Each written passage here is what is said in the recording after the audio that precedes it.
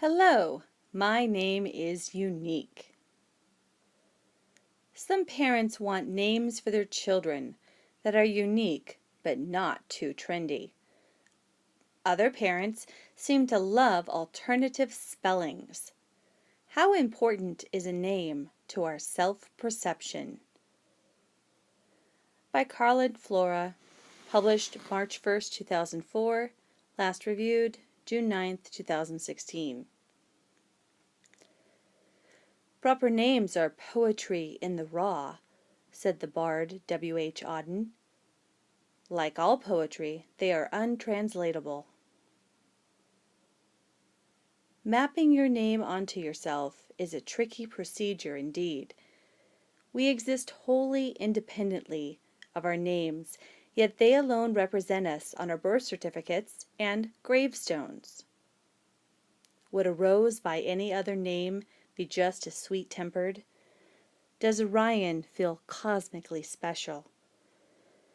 Psychologists, parents, and the world's Oceans, Zanes, and Timothys are divided on the extent to which first names actually matter. You named him what?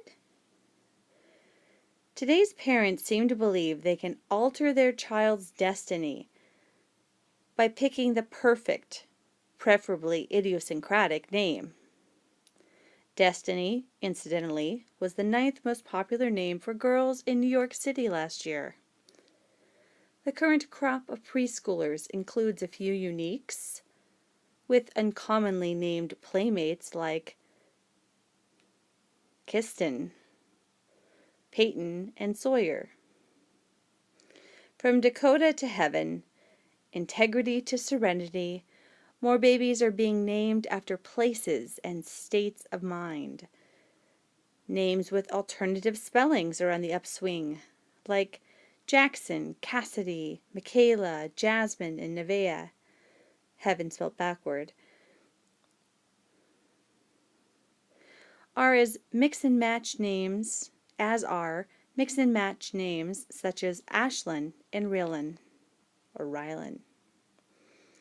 For the first time in history, the top 50 names account for less than 50% of boys born each year and for less than 40% of girls, says Cleveland Kent Evans, professor of psychology at Bellevue University in Nebraska and author of Unusual and Most Popular Baby Names.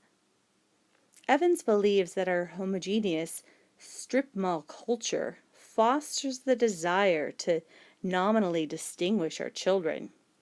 He cites a boom in unique names dating to the late 1980s, but says the taste for obscure monikers developed in the 1960s when parents felt less obligated to keep certain names in the family.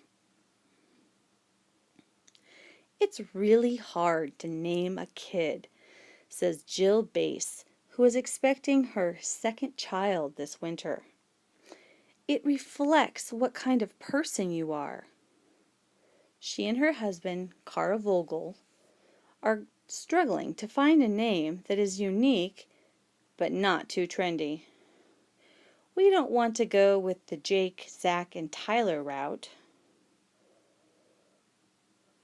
It will sound like one of those year 2000 names. We don't want to sound as though we're trying so hard.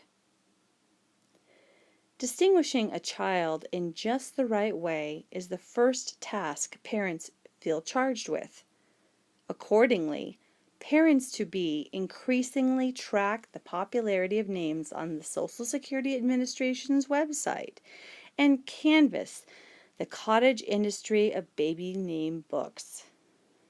About 50 such books were published between 1990 and 1996. Since 1997, more than 100 new books have been published. New parents rattle off diminutives and acronyms as if reciting scales. I want a truly awesome convertible name that could collapse into a normal name. Something like Charles Henry Underhill Grisham Cernovitz, because Chugs would be a great college nickname, says Andy Cernovitz, father of Charles Darwin Grisham Cernovitz. Darwin was a nod to Mom Julie Grisham's science writing vocation. Today, children are christened in honor of sports teams, political parties, vacation spots, and food cravings. Adam Orr, a die-hard Cubs fan, wanted to name his first child Clark Addison or Addison Clark, the names of the streets that form the intersection at Chicago's Wrigley Field. Alas, he and his wife, Anissa, are expecting a daughter this spring. Records of kids named ESPN, Espen, tell of parents with a more general love of sports. Christy Brinkley reportedly named her youngest child Sailor as a tribute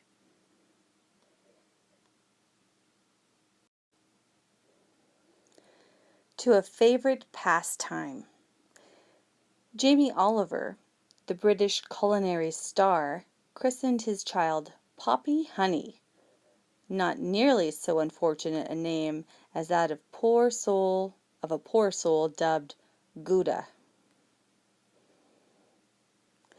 Increasingly, children are also named for prized possessions. In 2000, birth certificates revealed that there were 298 Armanis, 269 Chanels, 49 Cannons, 6 Timberlands, 5 Jaguars, and 353 girls named Lexus in the U.S. The trend is not surprising. In an era in which children are viewed as accessories, such names telegraph our desire for creative, social, or material success. It would be ironic if young Jaguar or Lexus grew up to drive a Honda Accord. While a name may be a palimpsest for parental aspirations, hence the concerns of savvy parents that they not appear to be striving too hard, a name also reflects high hopes for the child himself. Choosing an uncommon name is perceived as an opportunity to give your child a leg up in life, signaling to the world that he or she is different. In Snobbery, cultural critic Joseph Epstein argues that a child named Luke or Catesby seems poised for greater achievements than selling car insurance. Am I really a Jordan? The announcements are in the mail. A religious ceremony may seal the decision. The name is chosen, and it is a word that will become so familiar that the child's brain will pull it out of white noise. It is the first word she will learn to write. But what are the consequences of a particular name for self-image? They're not earth-shattering, according to a study by psychologist Martin Ford, an assistant dean at George Mason University in Virginia. Ford found no correlation between the popularity or social desirability of a given name and academic or social achievement. This doesn't mean that a name would never have any effect on a child's development, he explains, but it does suggest that the probability of a positive effect is as large as that of a negative effect. It also suggests that a name is unlikely to be a significant factor in most children's development. Children and teens either struggle to stand apart or try desperately to fit in. A singular name eases the former pursuit but thwarts the latter. If parents give a child an offbeat name, speculates Louis Lipset, professor emeritus of psychology at Brown University, they are probably outliers willing to buck convention, and that parental trait will have a greater effect on their child than does the name. The child may occasionally trigger expectations that are difficult to meet, because a child lacks the appropriate talent or temperament. If your parents are great musicians and they name you Yehudi, there could be a sense that you cannot live up to your name, Lipset says. Likewise, a naturally shy child may cringe when he is introduced as Attila. No one can predict whether a name will be consistent with a child's or a teen's view of herself. The name could be ethnic, unique, or white bread. But if it doesn't reinforce her sense of self, she will probably be unhappy with it and may even feel alienated from parents or peers because of it. And Annika, with iconoclastic taste, will be happy with her name. But a Tallulah who longs for a seat at the cheerleaders' table may feel that her name is too weird.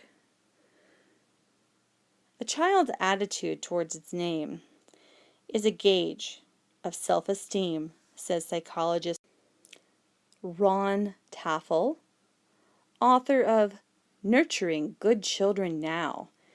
If self-esteem is low, even a David or Jenny could hate their name, as a reflection of how they feel about themselves. By the time most people reach adulthood, they have made peace with their name or changed it. And as parents of Dax and Sky will be gratified to learn, young adults today report that they feel buoyed by an unorthodox appellation.